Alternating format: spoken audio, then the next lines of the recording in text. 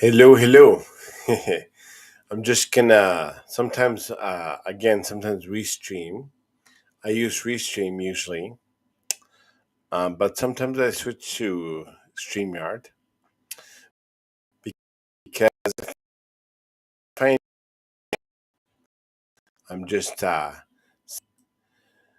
myself on LinkedIn right now to see if everything's okay and if I can hear myself here. I'm gonna test my audio here. Okay, everything seems to be good here. Okay, so I'm just gonna see myself on. I see myself on LinkedIn. Let's see if everything's okay with my video. So yeah, it seems to be good. So okay, guys. Well, thank you so much for joining me. I do have the stream up and ready on YouTube. Also, um, my YouTube channel is uh, Jordan Jordan Sales Skill Coach. That's my YouTube user.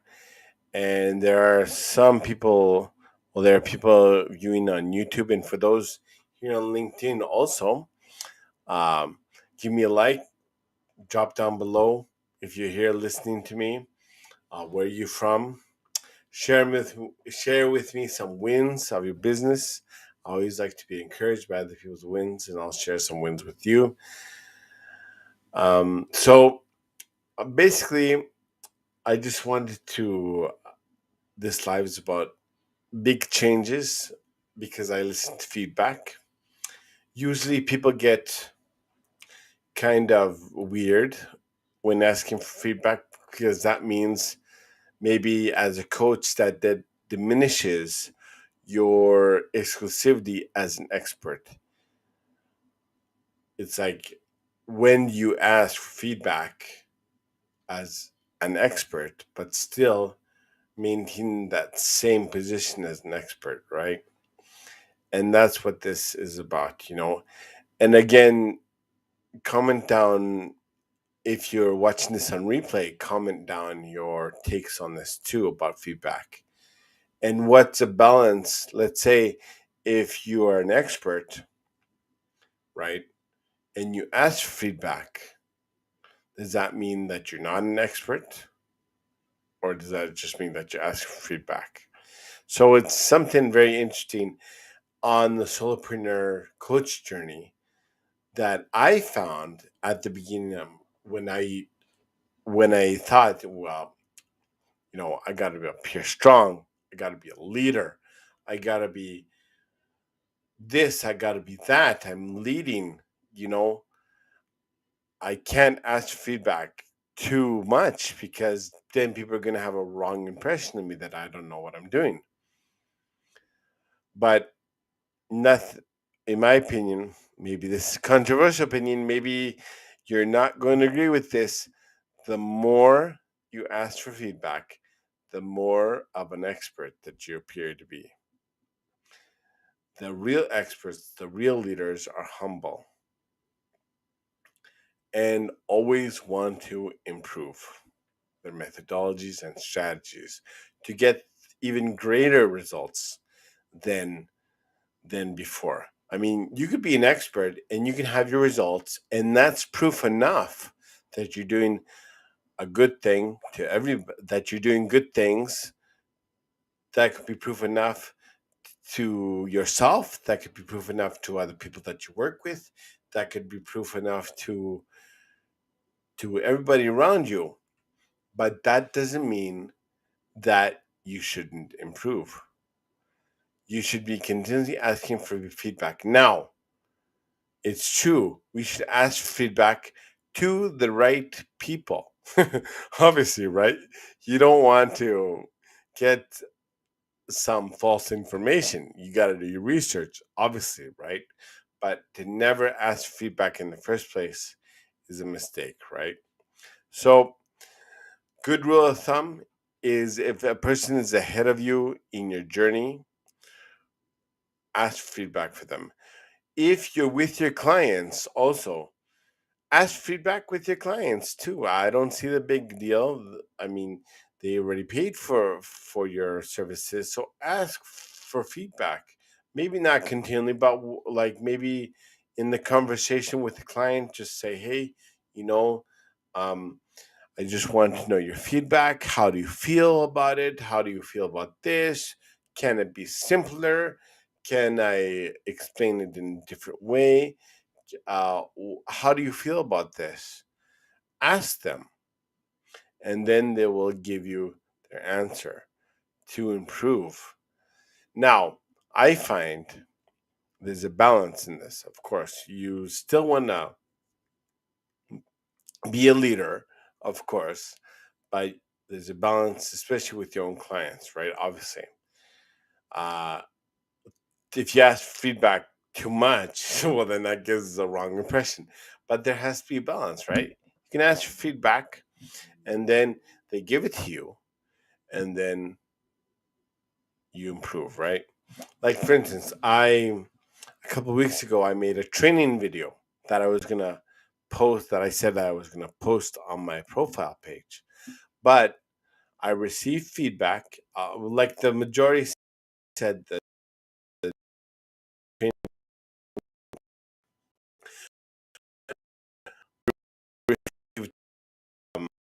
maybe two or three people saying that I should shine a light on my face because it was too dark.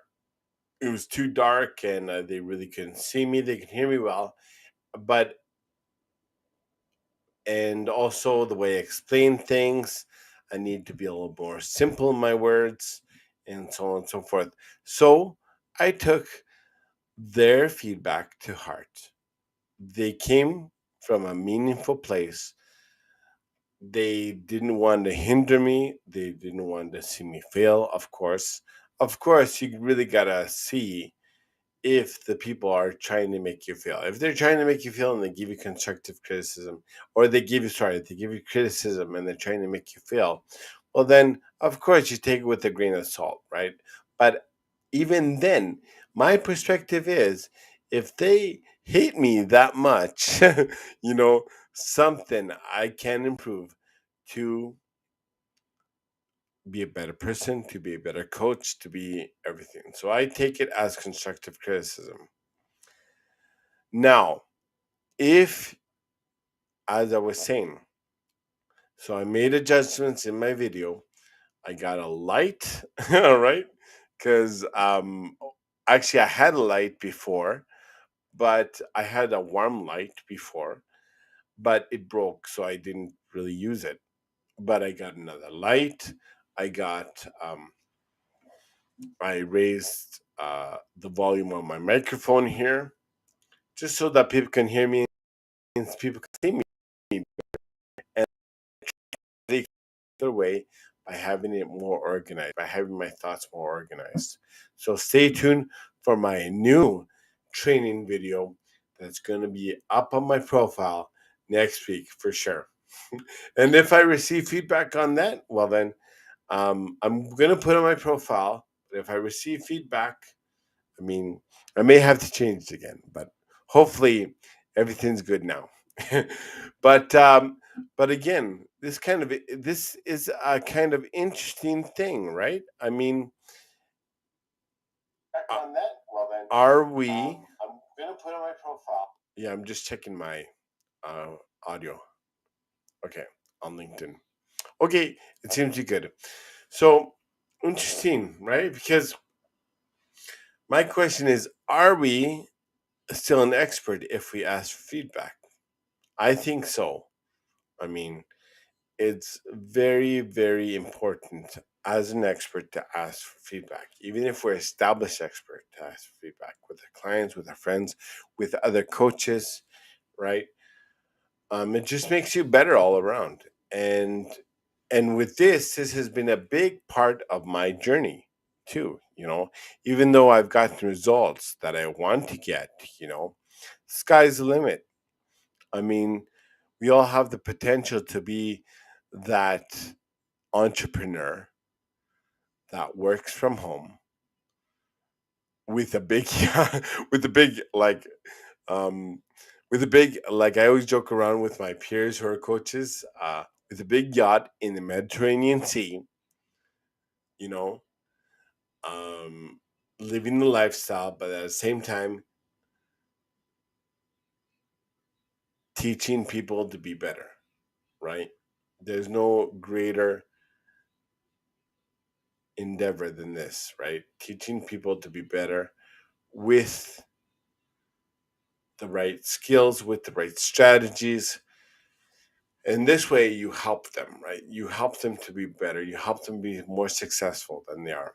And ultimately, it's for a good cause because all these people are not bad people. Like my clients are not, they don't have a bad bone in their body. They're really, really nice. All the clients that I've worked with, I mean, they're really nice, really down to earth, really motivated people.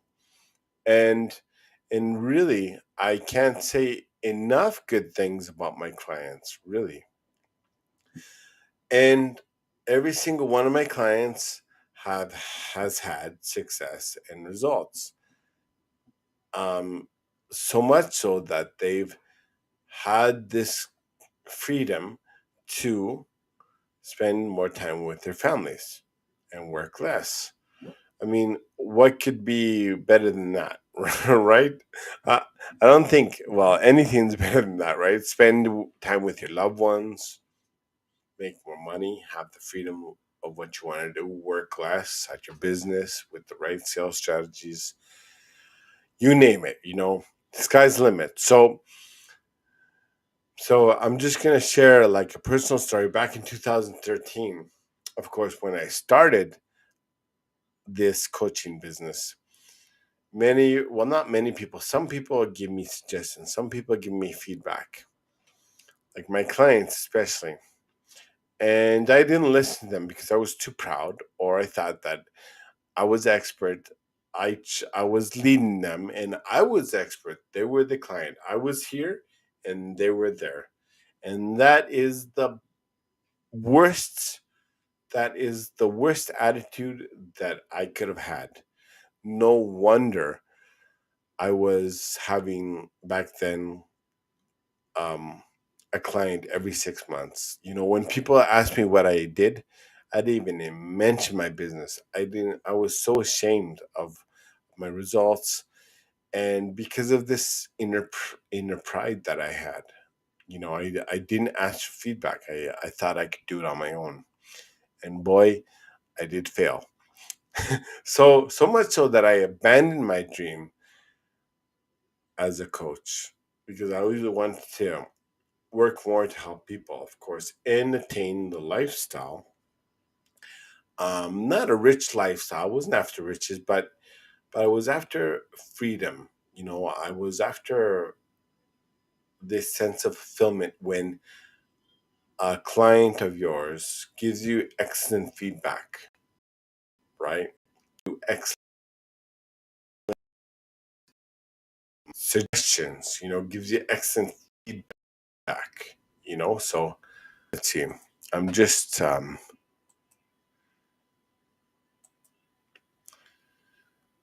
okay. So if I receive, it appears that I'm having some connection problems with Restream right now. So I'll just stop and see what the trouble is here. Okay, I think I think it's solved. So I'll just repeat that back. Like just in case you missed it. So I was not receiving feedback because I wasn't asking for it. The only feedback that I listened to was with a friend who was a doomsayer, so to speak, and saying, Jordan, you tried out your business, move on, time to move on, give up. And that was the only feedback that I listened to back in 2013. And so I'm really I really regret that right now because imagine if I develop my business but in the right way, starting with the foundation, getting these sales strategies down that are frictionless. Imagine where I could have been right now with my business. But I was scared. I was proud, and now I regret it. I was I was 13 years ago. Let's see, I'm 43 right now.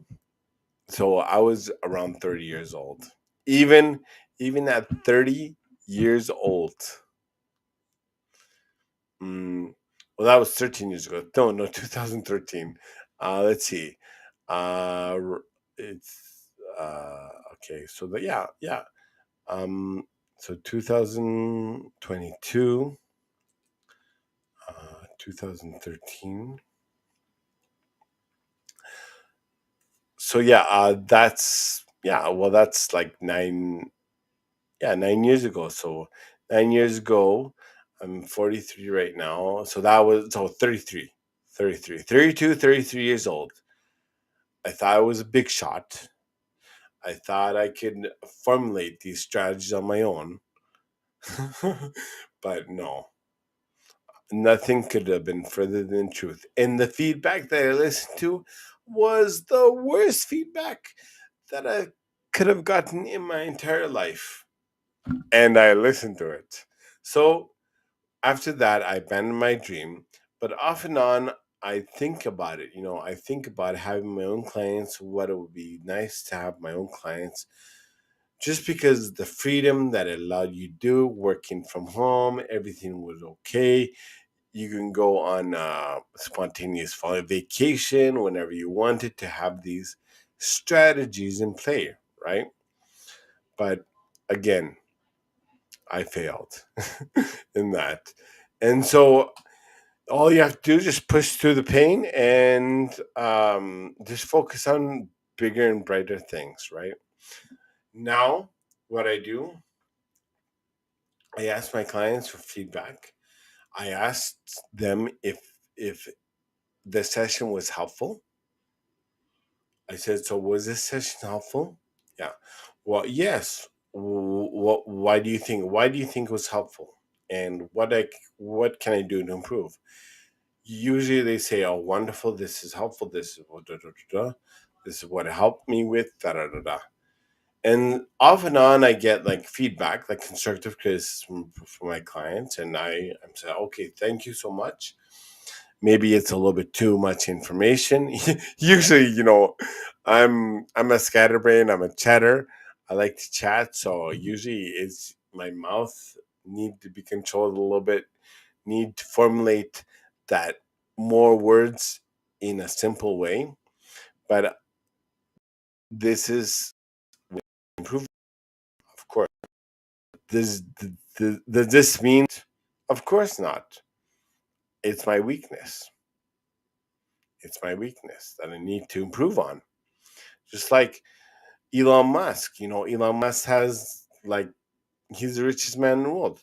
Does he have weaknesses? Does he need to improve? Obviously. Um, any business coach that are any top level, any top tier business coach that you work with. I'm not going to mention names here. No, I'm just kidding. Any top tier business coach or any top tier sales coach will tell you feedback is essential to move mountains in your strategies. And yeah, I mean it's so true, right? It's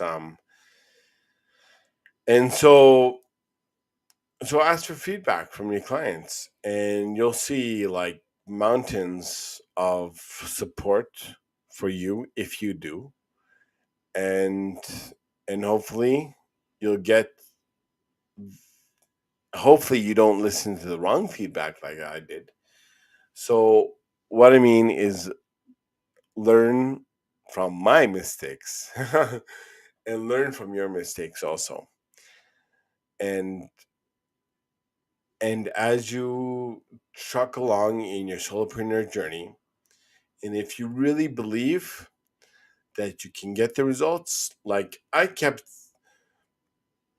even though I abandoned my dream and I went on to do other things, I kept that burning dream alive in me to be a coach, to work with the clients that I want to work with, to get them where they wanted to be. And so I was successful in doing this, And I'm just a regular Joe Schmo, I'm just a regular person. So if I can do it, you surely can do it. I mean, all you just need to formulate the right skills in your sales strategy to become um, less pushy and lower your sales friction on your calls, your DM strategy, in your content. Once you do this, you will get the results that you want. Now, do you need to invest in a coach? I suggest that you do. Obviously, it's a no brainer. But even if you don't think you have the money to invest in a coach right now, there are many things that you can do. Buy books, buy copywriting books, buy sales strategy books, buy a lot of material. And these books are like maybe $20 or something, so that you can um, get feedback from their books. Now, do I have any specific suggestions? Yes, I do. There's this recent book from Marcus Chan, having to do with six-figure sales, that I suggest you get. You know, I'm in the midst of reading it now. It's very great. I mean, so again, if you're not following Marcus Chan, another good book is Andy Paul, um, about selling out, and it's a remarkable book. There are many books here on LinkedIn, many sales influencers. A lot of people know who these sales influencers are, and so they have books. So get those books, consume them, and improve if you can't invest in a coach. But my suggestion is there are two. I'm not saying you go into debt, of course, but I'm just going to put this out there. There are two types of debt: consumer debt and investment debt. You know, consumer debt is like TV, cars, whatever, you know. And of course, if you buy more than you can afford, of course, that's bad, right? Obviously. And then there's investment debt. View as investing in a coach as investment debt, because guaranteed investment in a coach is going to cost what you are going to get your money back by getting more clients. Sometimes 2 or 3 months down the line, you're going to get it back soon, because coaches nowadays, if you choose the right one, they will get you results no matter what. They'll hold your hand and get you results no matter what. And they will guarantee you results because they've had many clients who've gotten results before. So keep that in mind when investing in a coach too. And by all means, get this valuable feedback. Okay, guys. Well, thank you very much. So big changes in my life too. I am officially moving to Mexico in 2 weeks. I am in Vancouver, Canada right now. Uh, we're moving. Well, since my wife and a son were actually born in Mexico, and plus we want to support my mother-in-law more because maybe, well, she's a widow. A couple years ago, my father-in-law passed away, and plus she's been having like some health problems, so we just wanted to go there to support her a little bit more, and just to change the scenery. Adventure never stops.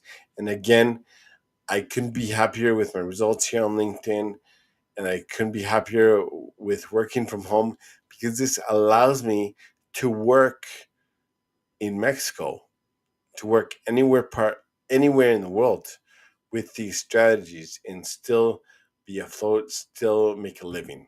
So how cool is that as well? So guys, thank you very much, and have a good right now it's almost 12 a.m. my time. Um, for those of you in Europe, it's probably early morning.